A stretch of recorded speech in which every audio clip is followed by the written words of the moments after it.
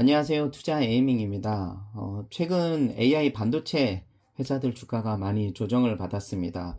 주된 원인은 메타가 클라우드 사업에 진출하겠다라는 얘기였고, 그로 인해서 결국은 수요가 좀 줄어든 거 아니냐라는 얘기가 나오고 있는 거고, 정확한 내용은 이제 메타가 남는 용량의 일부를 판매를 하겠다라는 거였고, 시장은 뭐 여러 레포트들이 나오고 있지만 여전히 수요는 강하다라는 거지만, 일단 메타의 그 발언만으로 인해서 수요가 좀 줄어드는 것이 아닌가라는 이제 인식이 퍼지면서 조정이 됐었고, 미장은 어제 휴장이었죠. 우리나라는 이제 뭐 증시가 이제 열렸었는데, 삼성전자하고 하이닉스는 이제 반등을 했습니다. 반등을 했음에도 했었고, 다만 이제 미장 기준으로는 마이크론, 마벨 뭐 이런 주가들이 이제 대폭 조정이 되면서 이제 마이크론도 다시 1000불 이하로 내려갔습니다.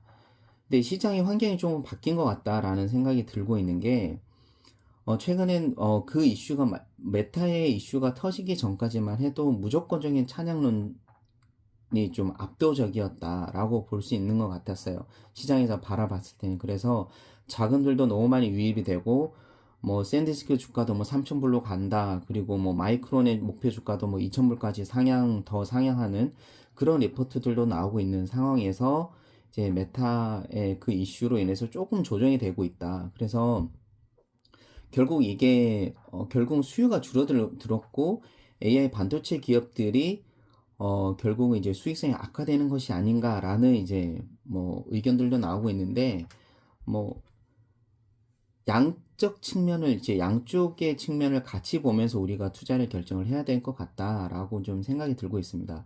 다만 확인된 사실은 여전히 AI 인프라 투자는 확대되고 있고, 주요 빅테크 그 하이퍼스케일러들의 카펙스는 여전히 이제 증가 추세를 보이고 있다라는 거고요. 그리고 메타가 어떤 수요가 줄어들었다가 아니라 본인들의 남는 자원에 대해서 이제 외부 고객에게 클라우드 자원을 판매하겠다. 과거에 아마존이 했던 것처럼 뭐 그런 거다라는 거고, 다만 시장에서는 AI 투자 규모보다는 투자 회수 가능성에 대해서 좀 관심을 많이 가지게 됐다라고 볼 수가 있을 것 같습니다.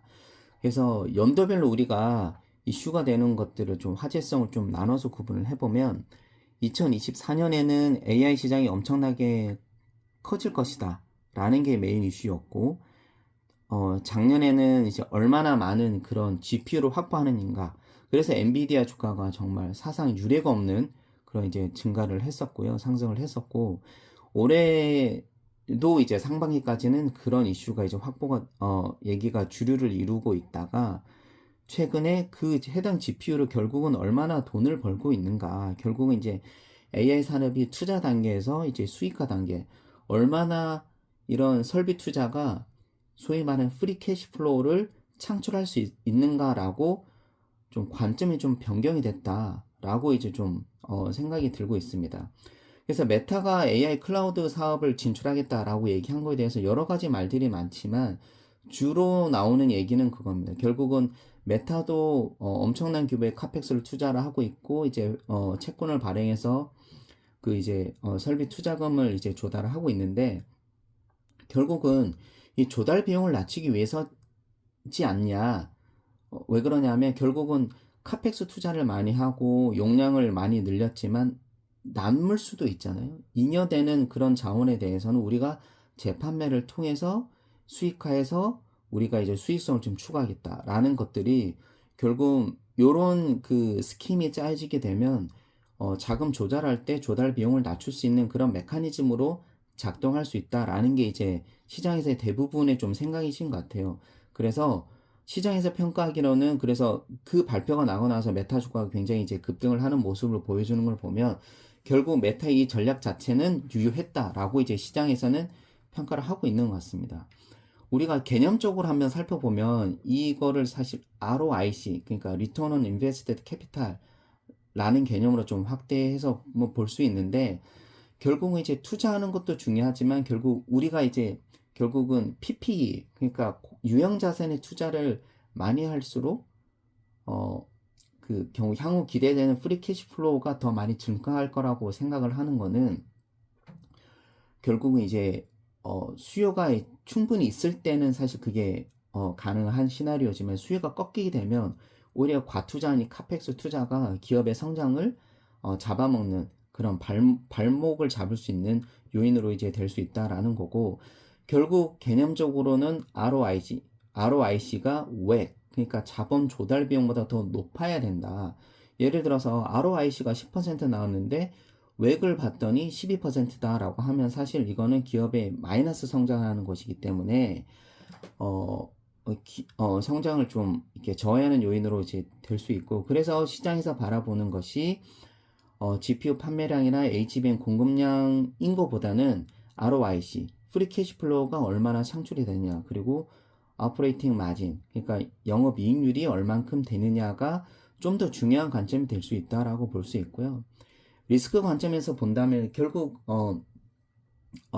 컨센트레이션 리스크가 좀 볼 수 있는 것 같아요. 그러니까 너무 AI 산업에 관련된 자금이 일부 종목에만 집중이 되는 게 결국은 리스크 측면에서는 그렇게 썩 좋은 현상은 아니니까, 예를 들자면은 이제 우리나라 증시가 예를 들어서 마이크론은 지금 뭐 퍼가 뭐 리딩 P 같은 경우에 뭐 12, 13도 적용을 한다고 하지만 하이닉스나 삼성전자 같은 경우에는 리딩 P를 뭐 8, 6 뭐 이렇게 잡고 있는 거에 대해서 우리나라 투자자들 중에 이렇게 긍정적으로 보는 투자자들은 너무 낮다. 우리도 결국은 이제 마이크론처럼 그런 P를 적용을 하면, 펄을 적용하면 지금 오버밸류다. 그래서 400만 닉스가 간다. 50만 전자 간다.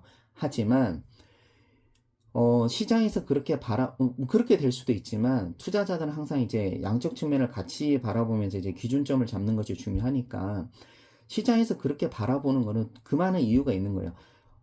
지난주에 블룸버그에서 얘기했던, 블룸버그인가? 어딘지 정확하게 제가 기억은 나지 않지만 외신 보도에서 나왔던 거는 우리나라 코스피 전체 주식시장이 차지하는 비중이 삼전 닉스가 너무 비중이 크다. 그거 자체가 전체 리스크 측면에서 봤을 때는 좀 리스크가 있다라는 지적이 나왔었던 것들을 보면 우리가 이 부분도 유념을 하고 투자를 해야 된다라는 거고요. 그리고 이제 이 컨센트레이션 리스크가 크다는 거는 또 다른 게 연계되는 거는 리퀴디티 리스크가 크다라고도 볼 수 있는 거예요. 그래서 나머지 종목들의 어떤 유동성이 떨어지기도 하고, 이 해당 종목에 대한 과매도나 과매수가 발생했을 때는 이제 유동성 위험이 생길 수 있다라고 볼 수도 있는 겁니다. 이제 결국 AI 반도체가 빠졌으니까 버블이 끝났냐? 뭐 그렇게 섣불리 또 한편으로는 결론 내리기는 조금 부족하다. 그리고 메타가 클라우드 사업에 남는 자원을 판매한다고 했으니 AI 클라우드 제공 업체들의 회사가 결국은 끝난 거냐? 이것도 섣불리 판단하기는 조금 어려운 것 같고요. 사실 같이 공존하는 그런 이제 산업의 생태계가 이루어질 것 같다라고 좀 보여지는 것 같습니다. 앞으로 우리가 그러면 이제 유념해야 될 거는 뭐냐? 뭐 카펙스 증가율, 뭐 데이터 센터 가동률, 뭐 GPU 확보는 이런 것도 중요하지만 오히려 그 현금 흐름이 얼마나 창출되느냐. 그래서 실제로 회사의 그런 하이퍼 스케일러 회사들의 이익이 얼마나 증가하고 있느냐 라고 보는 것이 좀 나을 것 같습니다.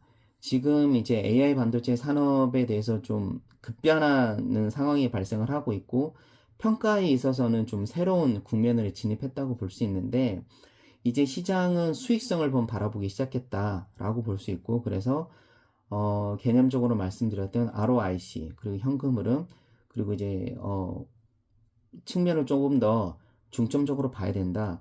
그리고 실제로 이제 영업이익이 얼마나 창출되는지 뭐 그런 부분들을 같이 보면서 이제 투자에 임해야 되는 것이 필요하다고 생각을 하고 있습니다.